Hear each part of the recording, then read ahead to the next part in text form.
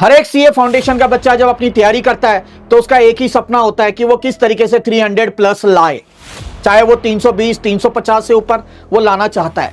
But धीरे धीरे क्या होता है बच्चों, ये आंकड़ा कम होते होते होते होते कहां तक सिमट जाता है, 200 तक ही सिमट जाता है। तो बच्चों आज की इस वीडियो में बताने वाला हूं मैं कि किस तरीके से आप लोग 300 प्लस ला सकते हैं। तो इस वीडियो को आखिर तक देखना ना भूले और ज्यादा से ज्यादा बच्चों तक शेयर जरूर करें।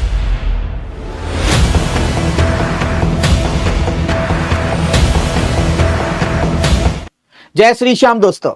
तो चलिए बच्चों, आज इस वीडियो में हम देखने वाले हैं कि किस तरीके से हम 300 प्लस मार्क्स ला सकते हैं सीए फाउंडेशन में।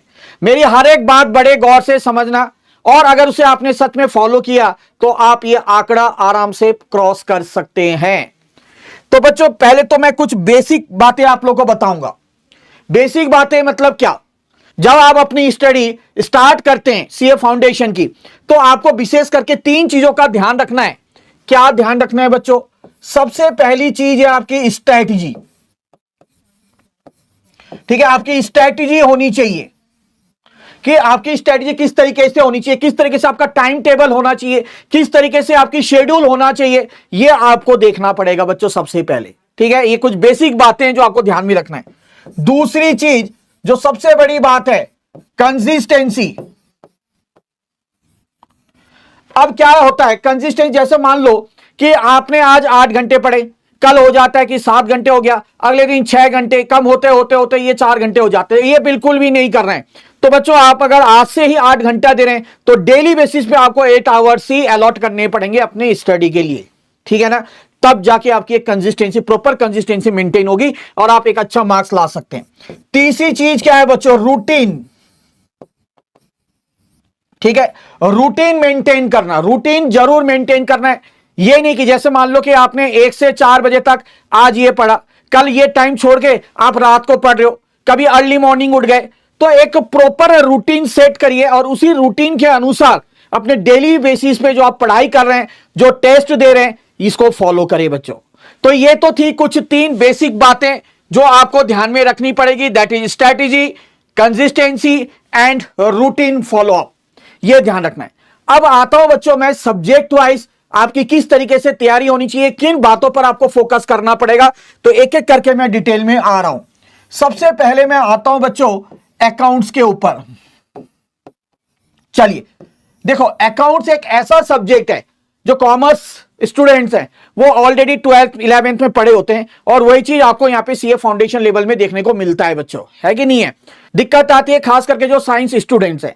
तो बच्चों ओवरऑल अगर मैं बात करूं, क्योंकि यहां पे मैं 300 प्लस की बात कर रहा हूं, तो किस किस चीज पे मेन आपने फोकस करना है यहां पे बच्चों? अकाउंट्स के अंदर सबसे पहले चीज आपने ध्यान रखनी है कि जो आईसीएआई जो मॉड्यूल है, ठीक है, वही आपको फॉलो करना है। बस ध्यान रखना, वही आपकी गीता है, वही कुरान है, वही बाइबल है, सब कुछ वही है।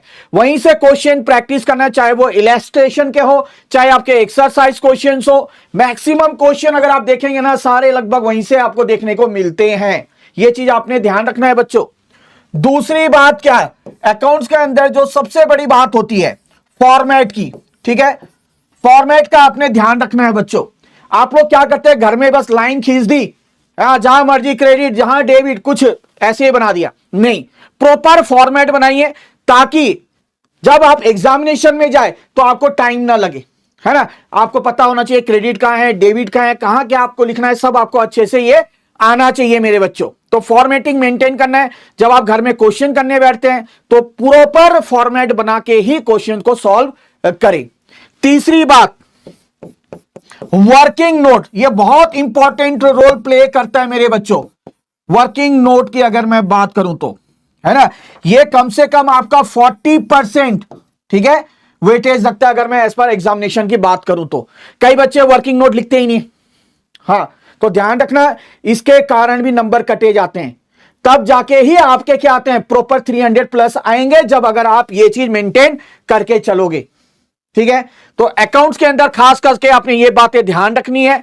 और एग्जामिनेशन से पहले कम से कम एटलीस्ट 2 टाइम्स जो है, जो क्वेश्चन जो आपने किए हैं वो आपने क्या करने हैं, 2 टाइम्स रिवाइज करने हैं। ठीक है, 2 टाइम्स रिवाइज करना है एटलीस्ट अकाउंट्स के अंदर। तो अकाउंट्स के अंदर आपने ये सारी चीज मोटा मोटी जिसपे आपने विशेष ध्यान देना है बच्चों, क्योंकि ये वो बारीकियां हैं जिन पे अगर हम अच्छे से काम करें ना तो आसानी से 300 प्लस ला सकते हैं।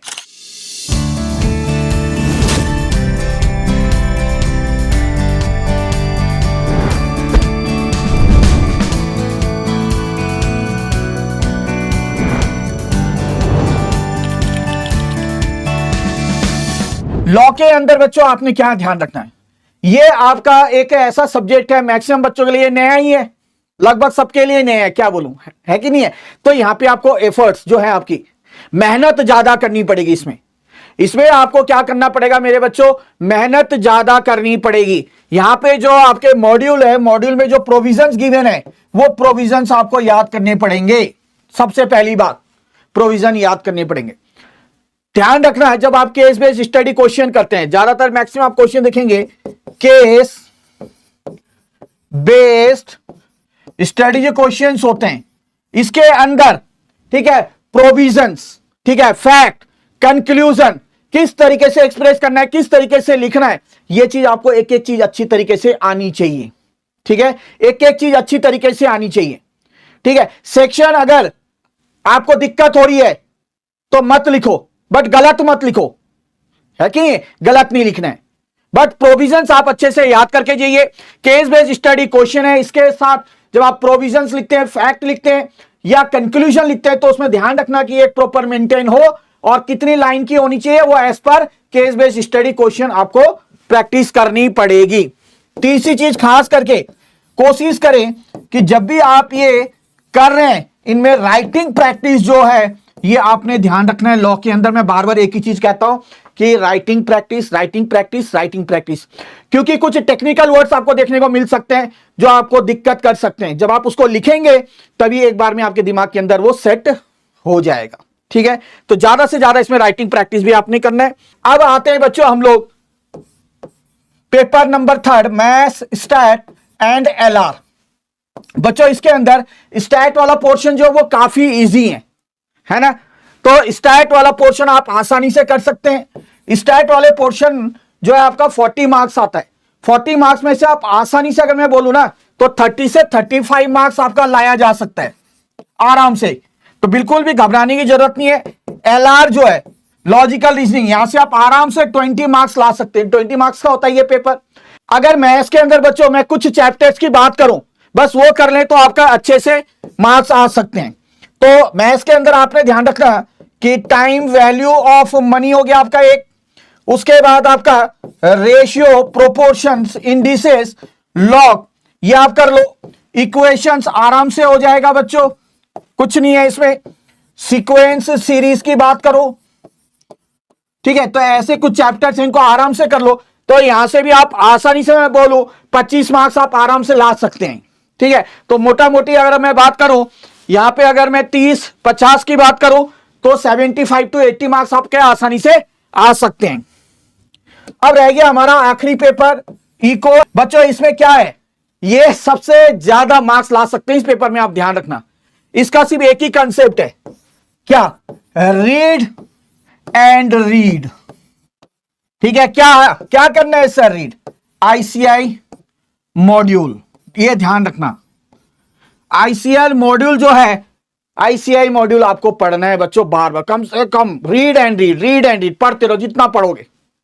ठीक है, पढ़ने के बाद जो आईसीआई मॉड्यूल के एक्सरसाइज क्वेश्चंस हैं वो आप जरूर प्रैक्टिस करें। जिनके पास हमारी पीपी बुक है वो फॉलो कर सकते हैं, जिनके पास नहीं है वो आईसीआई मॉड्यूल के एक्सरसाइज क्वेश्चन करना ना भूले बच्चों, बहुत इंपॉर्टेंट है।